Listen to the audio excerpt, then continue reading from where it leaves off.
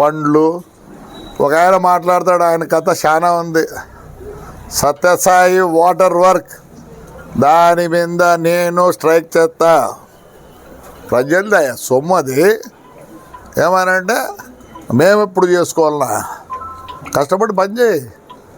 నీకు ఈ రాజకీయం ఎట్లయిందంటే ఏదో బర్రని ఏదో తగులుతుంది, ఆ పార్టీలు ఆ పార్టీలు ఉంటే మీరు నాయకులు అవుతారు. Those who are with the public, వాడికి అడ్వర్టైజ్మెంట్ అవసరం లేదు. అవసరం లేదు.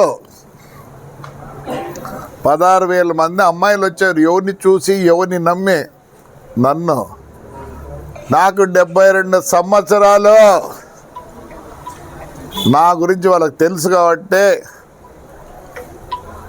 మా చెల్లెళ్ళు, మా అక్కలు, మా చిన్నారులు, నా మనవరాళ్ళు అలా ఫీల్ అవుతారు కాబట్టి నన్ను ఆదరిస్తారయ్యా.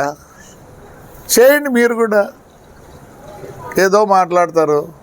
ఎప్పుడో ఒకసారి పిలిపించారు ఉండకూడదు అని.